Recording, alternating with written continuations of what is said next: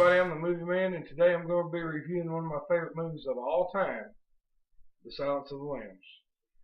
This movie stars Jodie Foster and Anthony Hopkins, and is directed by an underrated director, in my opinion, Jonathan Demme, who also directed another movie I really like called The Manchurian Candidate. I know most people have seen this movie, but if you hadn't seen it, it's about a rookie FBI agent named Clarice Starling. She's in training. She's kind of naive. She's kind of got a little bit of a chip on her shoulder. She somehow gets involved in a case where they're trying to catch this famous serial killer.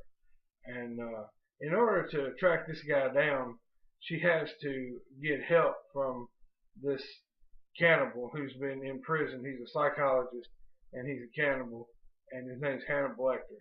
And she has to get help from this guy, who obviously is very dangerous, in order to track down the serial killer that she's looking for.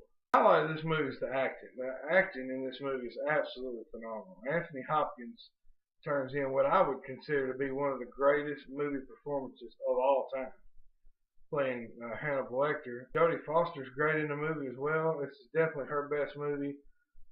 She plays off of the Hannibal Lecter character perfectly. The best parts of this movie are the interactions between Jodie Foster and Anthony Hopkins. There's 3 or 4 different scenes in the movie where they are exchanging dialogue back and forth, and they're really suspenseful, and they're just riveting scenes. The dialogue is great, and the performances are top-notch. Whenever those two are in the movie together, the result is always pure gold. The screenplay for this movie was written by Ted Talley, and it is absolutely terrific. There's lots of different story elements in this movie, and it intertwines a lot of stories that at first don't really seem to be related. And the screenplay does a very good job of keeping this from being confusing, especially in a time frame of under 2 hours. This movie seems like it should be a lot more confusing than it is, but it's very easy to watch. There's no wasted time in this movie. They knew exactly what they were trying to do. The screenplay is very focused. It's focused on moving the story along, and that's why it's so good. This is very much a dialogue-driven film. Every line in this movie, every single word that's spoken is important for moving the story along and understanding the characters. And that's the way you're supposed to write dialogue. There's very few movies I've ever seen that don't have any wasted dialogue in them. This is one of those movies. There is no dialogue in this movie that is not important to the story. Most people would consider this a scary movie. I wouldn't call it a scary movie. It's not really scary. It's really more disturbing. There's a lot of disturbing imagery in the movie. Obviously, you're dealing with some very disturbing subject matter with cannibals and serial killers and this kind of thing. The movie gets pretty graphic. There's some very uncomfortable scenes, and what it does is it creates an unsettling atmosphere for the viewer, and it kind of puts you in the shoes of Clarice Starling as she's on the hunt for this serial killer, and as she's interacting with Hannibal Lecter and going through all these horrific things that are actually way out of her league. It kind of puts you in her shoes, and you kind of feel like you're going through these things with her. And that helps you really sympathize with the character. There's a scene toward the end of the movie that's absolutely a terrific scene.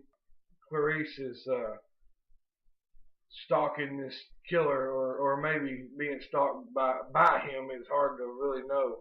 But the basement that she's in is pitch black. And I mean, she can't see her hand in front of her face. It's that dark.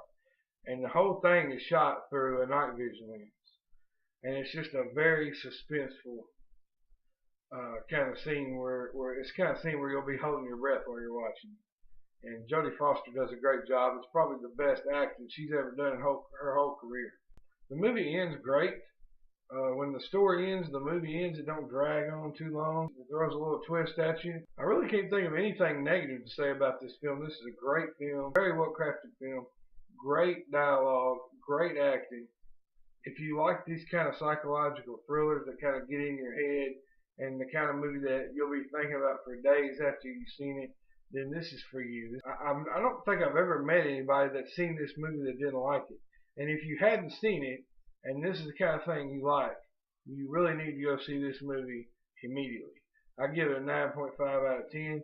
It's a great film. Thanks for watching, guys. I'm the Movie Man. If you've seen the movie, comment below. Let me know what you think. subscribe to my channel if you will. And if you want to read my written reviews, you can click on my Facebook link. I'm the Movie Man, and that's a wrap.